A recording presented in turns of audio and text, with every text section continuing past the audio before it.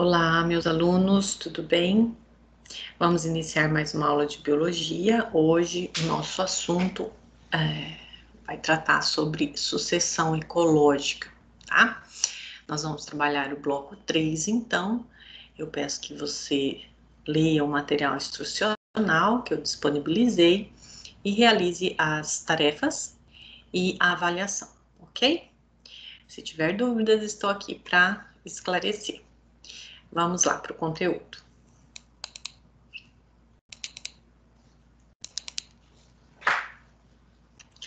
Bom, gente, eu imagino que já esteja aí na tela de vocês, né?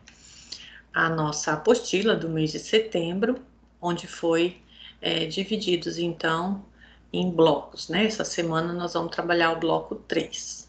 Então, nós vamos entender melhor o que são as sucessões ecológicas e entendendo a diferenciação entre sucessão ecológica primária e secundária, tá?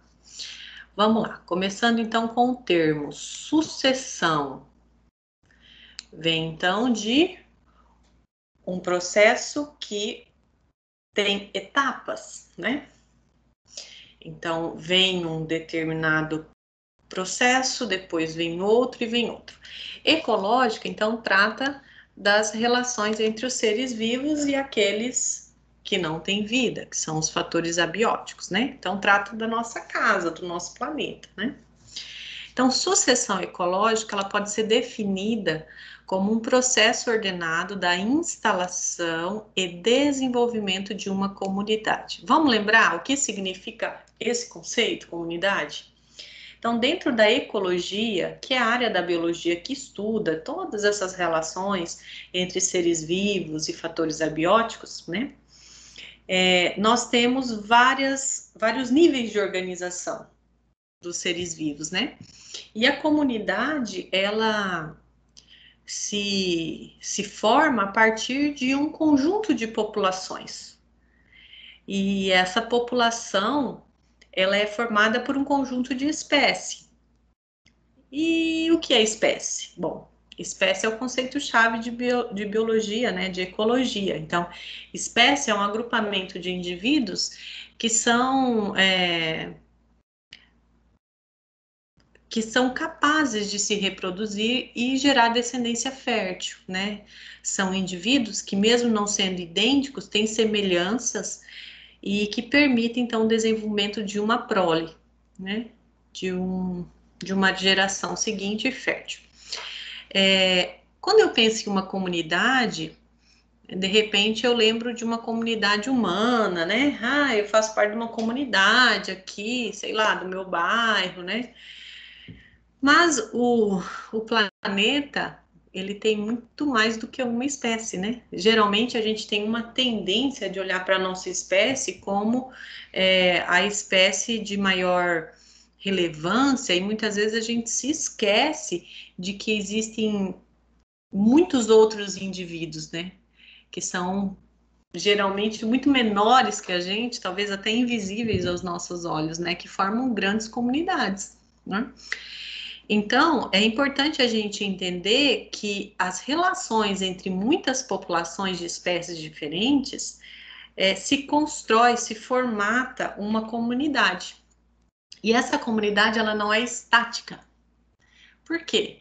Porque a vida é movimento, as espécies morrem, né? Os sujeitos morrem, eles reproduzem, eles nascem, é o ciclo da vida.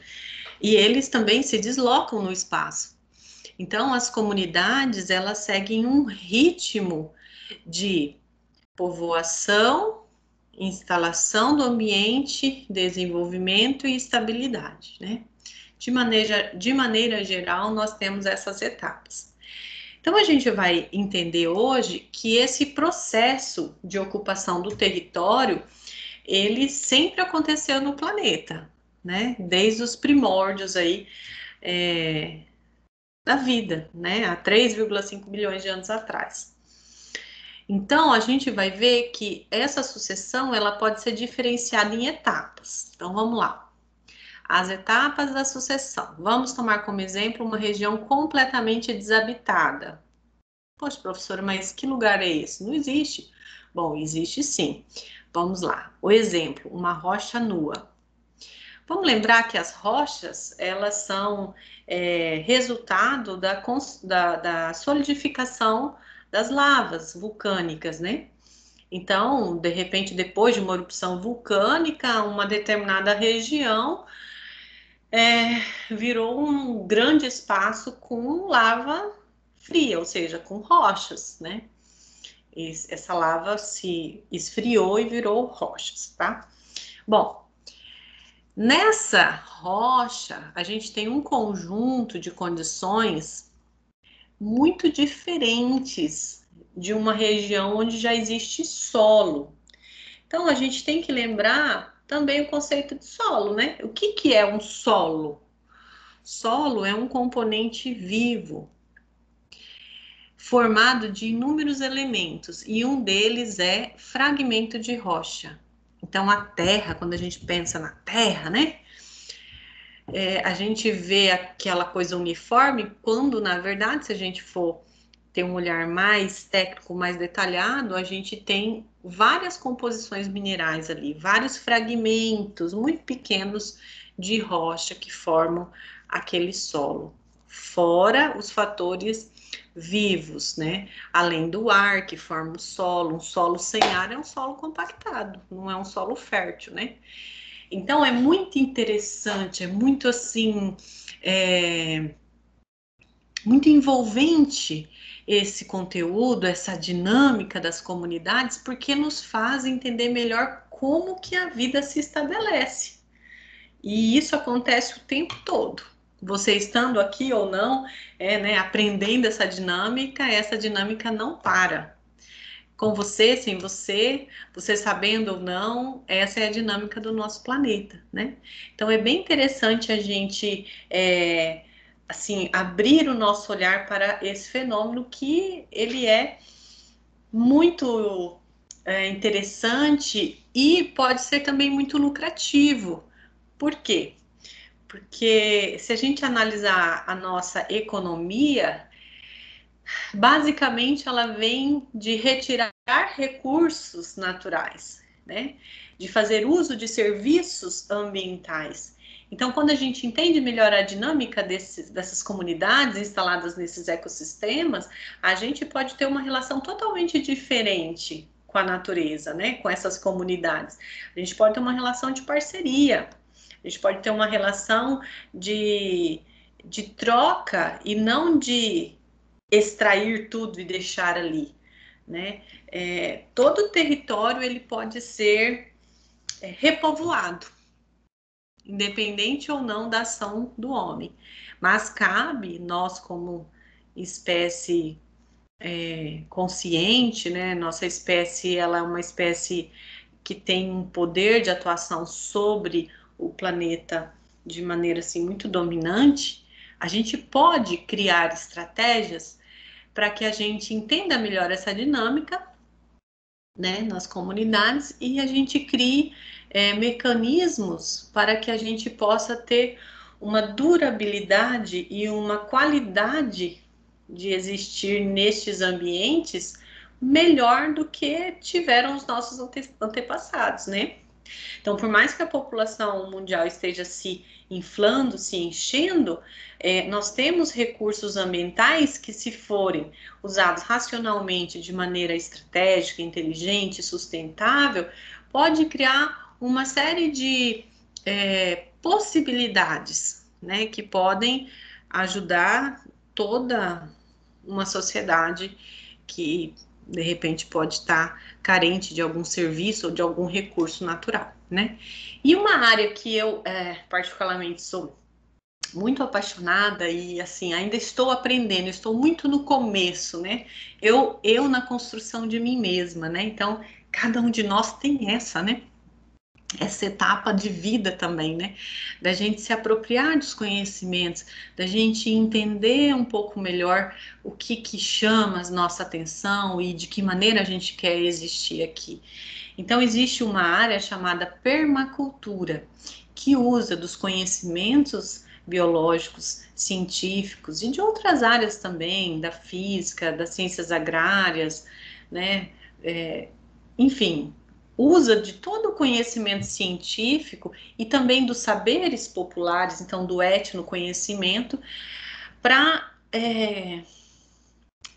construir sistemas ambientais inteligentes, onde um recurso ambiental é usado pelo menos 2 vezes, né? Então eu recomendo que, se você ficou curioso de saber o que significa isso, né, permacultura, faça uma busca na internet, né? De repente você pode encontrar um caminho, uma possibilidade, uma alternativa, porque você está vivendo aí na tua propriedade. Se você mora na zona rural, eu sei que muitos dos meus alunos moram na zona rural, né? Então, assim, existem pessoas, iniciativas que podem se alinhar com as suas expectativas também, né? Então, sempre vale a gente tentar estabelecer conexões, conhecer coisas novas. Sempre tem muita coisa boa acontecendo no mundo, então vamos procurar dar ibope a essas coisas boas, né? Bom, vamos voltar aqui então, entendendo que as etapas da sucessão, né, elas podem acontecer em 2 momentos. O primeiro momento é quando uma região ela não está habitada, então uma região completamente desabitada. Então, como exemplo, a rocha nua. Então, o conjunto de condições ambientais nesse ambiente para que plantas e animais sobrevivam ou se instalem são desfavoráveis. Que condições ambientais são essas? Iluminação direta, então muito sol, isso causa altas temperaturas. A ausência de solo, então isso dificulta a fixação dos vegetais. A água da chuva não se fixa, não se infiltra na rocha, né? E rapidamente evapora. Então, seres vivos capazes de se instalar em tal ambiente devem ser bem adaptados e pouco exigentes. Vocês já ouviram falar dos líquens? Vamos conhecer eles? Estes são os líquens, que são associações de algas com fungos. Aqui está colocado como cianobactérias, mas essa é uma associação um pouco mais específica, né? Cianobactérias são conhecidas como algas azuis, são bactérias fotossintetizantes e ocorrem com muita predominância nos oceanos, tá? Quando a gente imagina outros ambientes, né, dentro do continente, por exemplo, a gente vai encontrar outros tipos de algas, tá? Então, são muitas as espécies de algas e fungos que podem fazer essa associação mutualística, tá bom? O que é uma associação mutualística? É uma associação onde o fungo e a alga, eles são tão próximos, eles coexistem de uma maneira tão estreita, tão singular, que sozinhos eles não podem mais sobreviver. Então, um é dependente do outro, tá? Bom, então os líquens, eles conseguem sobreviver apenas com água, luz e pouca quantidade de sais minerais. Isso caracteriza a formação de uma comunidade pioneira ou ESSESI. Então, a primeira comunidade a ocupar um ambiente inóspito é a comunidade pioneira. A gente chama então de seres pioneiros, tá? Os líquens, por serem os primeiros seres a se instalarem, são chamados organismos pioneiros. A atividade metabólica dos líquens vai lentamente, gente.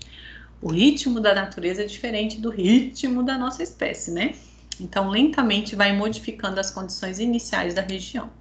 Os líquens produzem ácidos orgânicos que corroem gradativamente a rocha, formando através dessa erosão as primeiras camadas de solo. Camada sobre camada de líquen vão formando um tapete orgânico que enriquece o solo, deixando o mesmo úmido e rico em sais minerais. Por quê? Porque uma comunidade de líquens vai morrendo e outra vai surgindo, né? Não são seres que vivem bilhares de anos, né? Tem um ciclo de vida curto. Então, à medida que uma comunidade se chega ao fim, né? Uma nova já está se instalando, né? Então, isso é um processo que não para, né? Vamos continuar. A partir de então, as condições A partir de então, as condições já não tão desfavoráveis permitem o aparecimento de plantas de pequeno porte, como as briófitas, que são os popularmente chamados de musgos, né? Que necessitam de pequena quantidade de nutrientes para se desenvolverem e atingir o estágio de reprodução. Novas e constantes modificações se sucedem, permitindo o aparecimento de plantas de maior porte, como as samambaias, né, pteridófitas, e os arbustos, que podem ser angiospermas ou gimnospermas.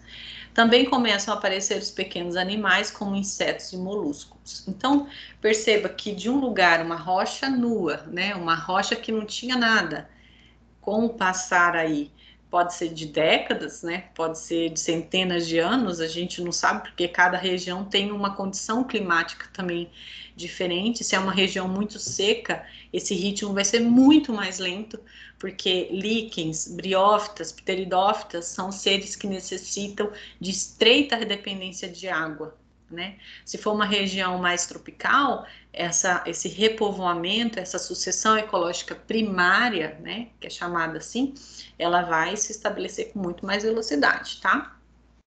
Bom, dessa forma, etapa após etapa, a comunidade pioneira evolui até que a velocidade de processo começa a diminuir gradativamente, chegando a um ponto de equilíbrio, no qual a sucessão ecológica atinge seu desenvolvimento máximo, compatível com as condições físicas do local. Então, solo, clima, índice de sol e tudo mais.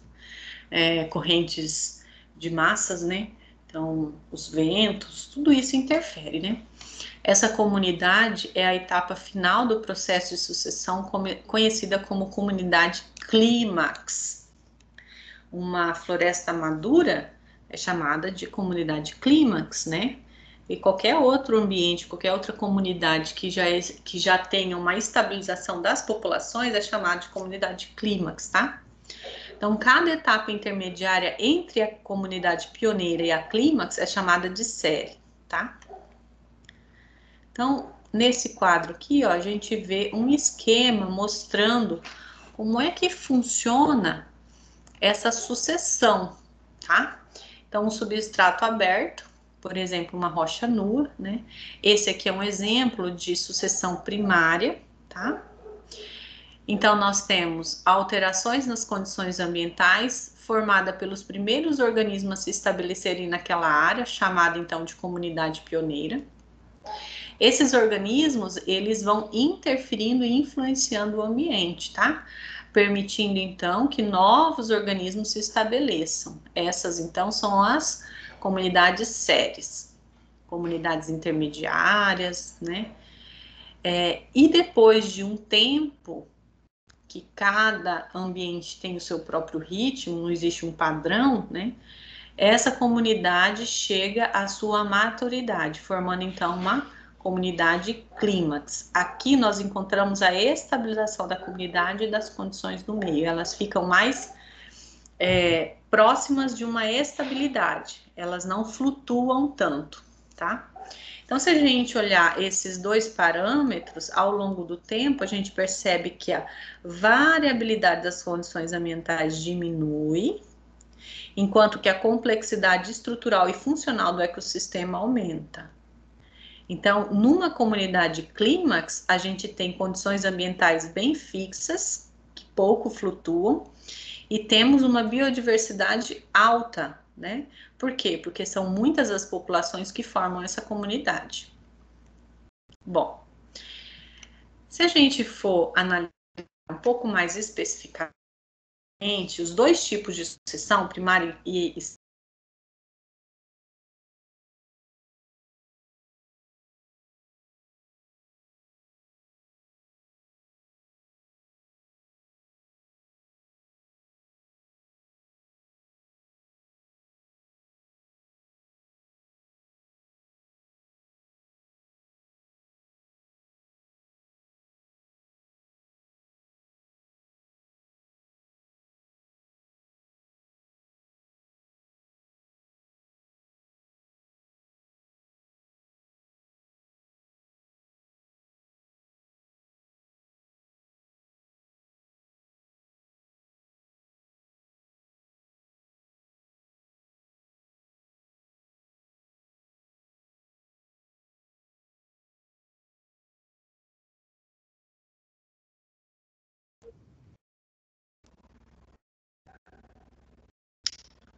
Pronto, pessoal, desculpa, tá?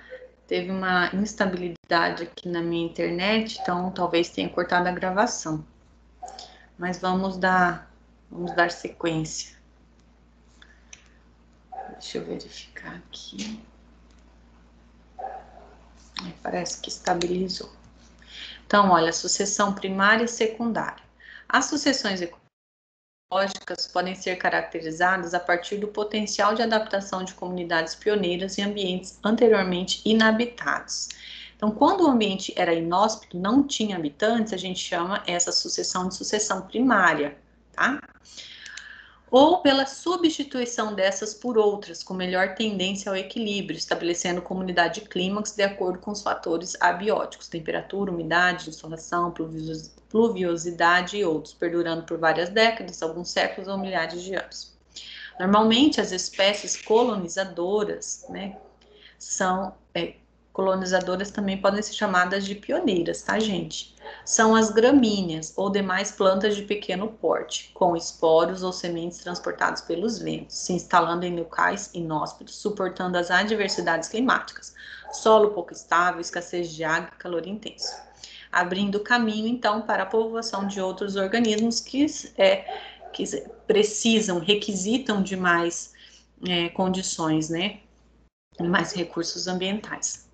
Dessa forma, entende-se por sucessão primária aquela que ocorre em regiões estéreis, sem vida, por exemplo, terrenos cobertos pelo extravasamento e escoamento de lava, rochas expostas por recuo de geleiras, ilhas vulcânicas ou dunas de areia. E sucessão secundária nos locais já habitados, cujo equilíbrio foi rompido devido a alterações ambientais drásticas, causadas ou não pelo ser humano, tá? Essa condição configura o cenário observado em plantações abandonadas, por exemplo, matas, né, florestas destruídas por incêndios ou por desmatamentos, lagos que secaram, né, sendo a vegetação parcialmente ou completamente destruída. E aí uma curiosidade, né, aqui no Cerrado, próximo da gente, né, apesar da gente estar num ecótono, né, ou seja, numa área que nós temos o encontro de dois biomas importantes, que é a floresta amazônica e o cerrado, né?